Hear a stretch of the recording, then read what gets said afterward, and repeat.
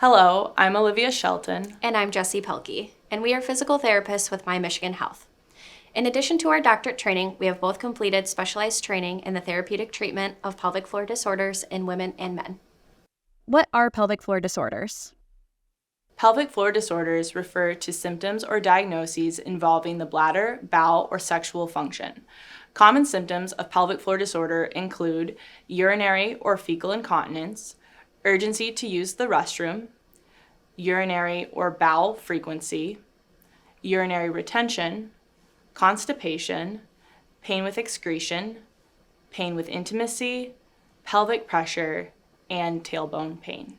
Some specific pelvic floor disorders we treat include endometriosis, polycystic ovarian syndrome, post-prostatectomy, post-hysterectomy, interstitial cystitis or painful bladder syndrome, pelvic organ prolapse, pudendal neuralgia, postpartum pain, and symptoms associated with menopause. How common are pelvic floor disorders? Pelvic floor dysfunction is incredibly common and often underreported due to the intimate nature of symptoms. Often, individuals have the belief that they are only at risk for pelvic floor dysfunction if they have delivered a baby. An interesting study completed in 1990 by Nygaard et al. Found that in a survey of almost 300 regularly exercising women, 47% reported urinary incontinence. And not only did almost half of these women have incontinence, 20% reported stopping their exercise due to incontinence. That being said, pelvic floor dysfunction can also impact men. About 16% of men experience some form of incontinence, and after the age of 65, that percentage grows to 30%. What causes incontinence and pelvic floor disorders? It all comes down to muscle tone. Muscle tone is just how much a muscle is resistant to stretching or mobilization. For instance, if you make a really tight muscle with your bicep, and this is your pelvic floor, and then you suddenly start sneezing, it is unlikely that you'll be able to stop the leakage of urine if sneezing continues. This is an individual with a high tone pelvic floor or a hypertonic pelvic floor. Patients with a high-tone pelvic floor have the strength necessary to control their symptoms. However, the strength is not functional.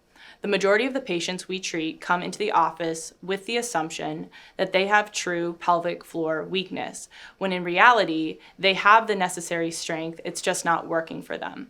That being said, some people do have a pelvic floor with low tone or a hypotonic pelvic floor and are in need of pelvic floor strengthening. Both scenarios can cause pelvic floor symptoms to arise. Is surgery the only way to fix a pelvic floor disorder? Surgery is not the only method to decrease pelvic floor symptoms. Pelvic floor physical therapy is a conservative first line of attack for many pelvic floor symptoms. For example, pelvic floor rehabilitation for one of the conditions we treat, interstitial cystitis or painful bladder syndrome, has been labeled as a Grade A evidence grade by the American Urological Association.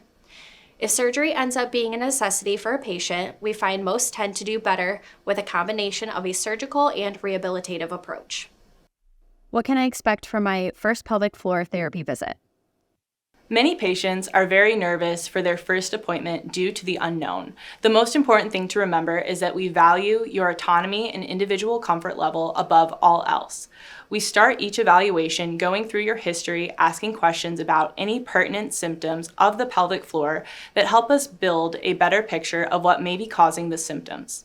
Next, with your input, we decide on which evaluation method will work best for you. We are able to perform both orthopedic assessments and pelvic floor assessments depending on what you feel more comfortable with. An orthopedic assessment addresses the musculature associated with our pelvis, including our abdominals, low back region, and hips. A pelvic assessment addresses the 14 specific pelvic floor muscles for strength, muscle tone, and any points that may be causing discomfort. After the evaluation, we take time to talk through the findings with you, and together we develop a plan of treatment that you feel comfortable with. We may even give you some homework day one. What should I do if I think I may have a pelvic floor disorder?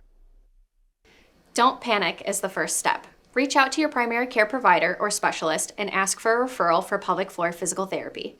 For more information or to schedule an appointment, call 989-488-5825.